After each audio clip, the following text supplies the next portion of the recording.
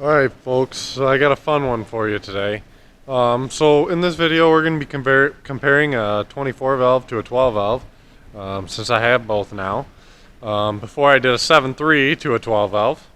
So let's go over this. Let me show you the trucks, talk a little bit about them, and then tell you a little bit about what I think of them and which one I like better and all that stuff. So show you the truck.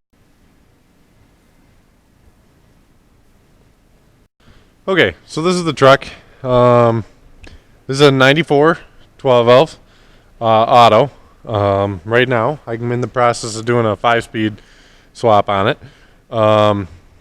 This is an early 94. Was built was it February? It's built in February of 94. So it's a really old 12 valve. And then this is a 2002 24 valve. So I guess let's go over the 12 valve first. So it's got a heavy duty front bumper that I built. It's a standard cab. It's got some helo rims with 35, 12, 5, 20. These Mastercraft MXTs, I think. Yeah, Mastercraft MXTs. It's got a super lift, 5-inch lift on it. Just pop the door open, show you the inside. Gotta go to the side that's unlocked.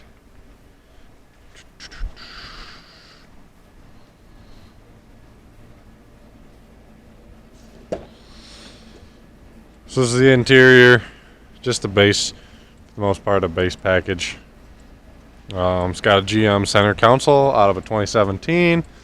Some custom work with the switches, gauges.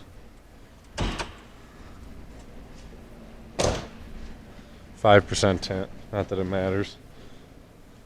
This takes two hands, so let me set the camera down. Alright, so here's the underside of the hood.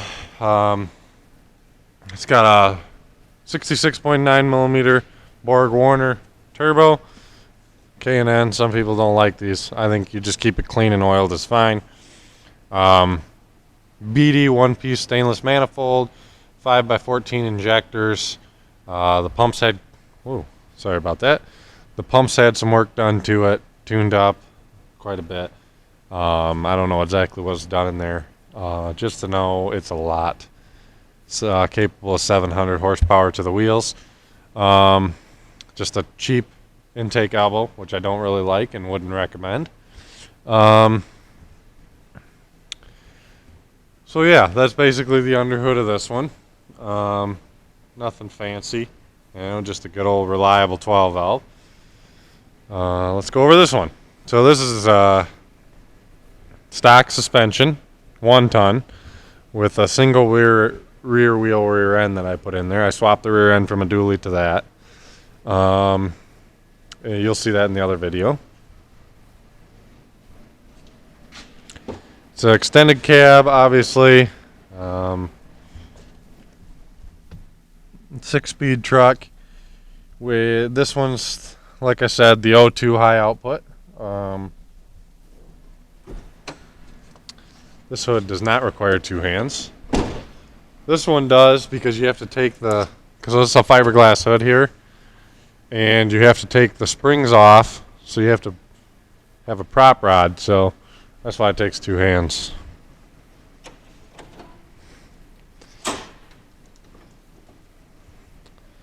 Well, it's got an AFE intake there, factory turbo, factory air, nothing fancy. It literally has that and 4-inch exhaust. Nothing else is done to this truck.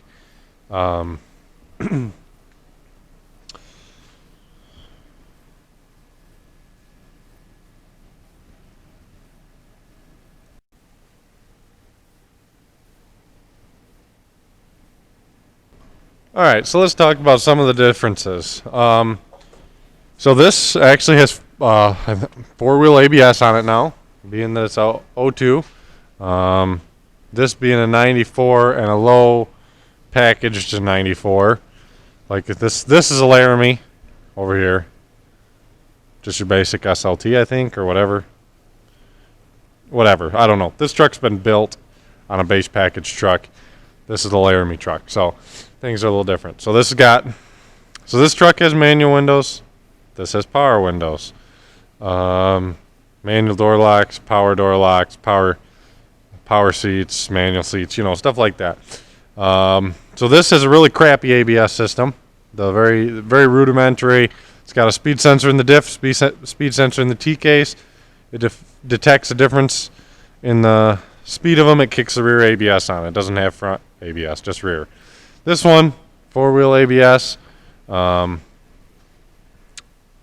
It's got rear drum brakes on the back of the 12 valve, disc brakes on the back of the 24 valve. So that's the difference between the two. Another difference, if you notice up in here, got two hydraulic hoses running up to a Hydro Boost system. So this one, bend that line, it was rubbing. This one has a Hydro Boost. This one has your traditional vacuum booster.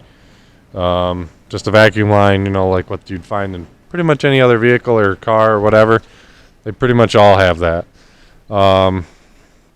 This is actually a better brake booster setup.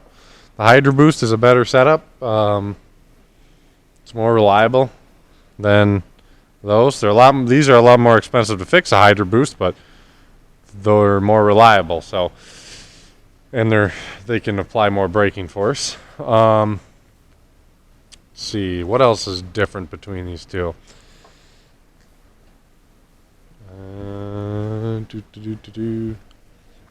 I guess this has got power mirrors, manual mirrors, stuff like that. Oh, this has a fuel lab, 200 gallon per minute. That's got an Airdog 165. So I guess let's talk about these a little bit. So the 24 valve is actually pretty much the same cylinder head as a common rail. You can actually put a common rail head on a 24 valve. It is possible. They bolt right up. The 12 valve, different head. Obviously, 2 valves per cylinder, 4 valves per cylinder. Electronically controlled injection pump, mechanical injection pump. Some people like the 12 valve better. 12 valve is known for more reliability, obviously. VPs are kind of known for going out if you don't have a good fuel supply. But it's personal preference, really. The 24 valve is a good motor. They're cheap. That's another thing. You blow these motors up, you can buy an engine out of a part out for, at least around here, $1,000. Whereas 12 valve, you're not touching it unless it's around 2,000. But in terms of power, it's a lot easier to get power out of a 12 valve. A 24 valve, you got to do a little bit more work. Like this one, I got 700 horsepower at the wheels. I'll take it and dyno it and prove it to you all. At some point, I got to do the 5-speed swap first, so I don't spit a transmission out on while I'm doing it. These, you kind of limited by your VP. You kind of have to do VP. You have to get a new VP. Stuff like that. In terms of power goes between a stock 12 valve, so a stock 12 valve 5-speed versus a 24 valve 6-speed. Let's just say that's the case. Let's say I was driving an extended cab, long box 5-speed, which I have done. Bone stock 12 valve. Actually, it had the same setup as this: exhaust, intake, fuel system. Which one makes more power, and which one's easier to drive? The 24 valve. 12 valves, bone stock, don't make hardly any power. Now, I know it's easy to get power out of them. It's easy to get power out of a 12 valve. 24 valves about the same. Get a tuner. So I guess let's talk about pros and cons. 12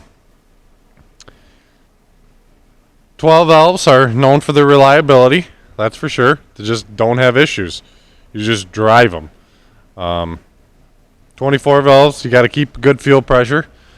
Pretty much is their biggest downfall is not having good enough fuel pressure, and you kill your VP. In terms of options between 12 valve, 24 valve, the 24 valves were generally optioned better. So let me show you what I'm talking about. All right, let's start back here. So you see this right here, this extra leaf up here? It's a helper spring. So basically, when you load this up, this helper spring will hit here and add weight capacity. 24 valves for the most part pretty much came factory, every single one with these. 12 valves did not. Now, my 12 valve over here, ooh, bouncy. My 12 valve, as you can see, has one. That was not a factory setup in these on a lot of them. You kind of had to pay for those extra. And this one happens to have them. I think it had been added extra by somebody else. Like, I don't think this truck came with those originally. So that is one nice upgrade to those. The 24 valves generally have better options like that. I don't know if you could get crank windows in 24 valve. I don't know. I've personally never seen crank windows in 24 valve. They're all been power windows. I don't know if that's the case. They probably did make manual windows, but they were better with having power windows, power door locks. 12 valves, not so much. That was kind of an upgrade if you wanted those. We are talking almost a 10-year difference between these two trucks. It's 8-year difference between the two. Things like that, just nicety features inside of the cab. These were a little nicer than those. The radios, interiors were better in these. Just where everything was placed, how they worked, stuff like that. As far as daily drivability, if you want to make a big power truck, get a 12 valve. You can't beat it. You can get horsepower, $3,000, and you can have a 700 horsepower 12 valve. It's not that hard. Say $4,000. VPs, your 24 valve, your VPs, your limiting factor, so you can't really go nuts without buying a bigger VP. So that's kind of a downside to the 24 valve, though. But you can get a tuner. So 12 valve, so that's a 700 horsepower 12 valve. I got all or nothing. Like, I cannot drive that at 500 horse. I don't have that option. I have all 700 horsepower all the time. With a 24 valve, you could buy a tuner, and let's say you let the girlfriend or whatever drive it, wife, whatever you got, you can detune it so she's in the hot rod in your truck. With a 12 valve, can't do that. She's gonna have all that power to play with, just like you do, which can be a good thing, can be a bad thing. You can break stuff with that, like that. So I like to, if I was letting my girlfriend drive it, I would detune it. I know this isn't a fair comparison, just because it's got so much power, and it's not a stick yet. But this is my first 24 valve here. I've been driving it for about 2 weeks, and I personally really like how it drives. It runs and drives nice. I kind of like the 24 valve. I don't like the fact that it is you notice the lag in the fuel if you lug it down a little more with the 24 valve. The 12 valve, at least my representation, can't really lug the thing. I mean, you can make it puke smoke because you're under the charger, but once the charger catches up, you're gone. This one's a little laggy if you're a little low in your RPMs, like merging on the highway, it's a little slow. But it is bone stock, so sure a tuner will help that at some point. But I really like them both. If you just want a reliable daily driver that you don't need a ton of power, either will do. It is nice to be able to run a tuner on these. That is a nice feature because you can do stuff like a high idle on the tuner, whereas with the 12 valve you can't really do that with easily. You kind of have to rig something up. It'll be built into the tuner. I don't know. They're about the same motor almost. They're both reliable. You know, the 12 valve is probably a little more reliable just because the injection pump is more reliable. But they're both good trucks. I mean, you can't go wrong with either as long as it's been well taken care of. Like I said, 24 valves, the engines are cheap. 12 valves, they're cheap, but they're not, $1,000 cheap. So just keep that in mind. I personally would probably prefer a 24 valve for daily, and then the 12 valve is kind of like the tow truck. This is kind of going to be my tow pig. Just the way the lift rides so nice on that. With the 5-speed and the twin turbos that might go on there, that thing is just going to be a monster. It already tows really well. So that's kind of the plan with the 12 valve. The 24 valve here is probably just going to be a daily truck because it is the extended cab, long bed. It's nice to have the extra room in the back. But you can't really go wrong with either. They're both nice trucks, to drive. I don't know. It's up to you. I like them both. I'm going to drive them both. I have no issues with either. I can't really say, hey, these are garbage, those are good, kind of thing. They're both good. Both good engines. Way better than a 7.3, that's what I can say. Either one is better than that. I got rid of mine, just no power. This, being almost bone stock, has probably twice the power that 7.3 had. At least. And that's not a joke. So, just keep that in mind. They're both good trucks. Did I just say double the power? It feels like double the power because you don't have to wind it out, You don't have to wind it out to get in your power band. It hauls way better too. It just does. It's probably the stick. Might be a lot of that, but just keep that in mind. They're both good trucks. Can't really go wrong with either. Like I said, you might want to look into your options on your 12 valve because some don't have very good options. These all generally have pretty good options. So thanks for watching. Thanks for tuning into this video. So like and subscribe. Really helps out. So catch you in another video.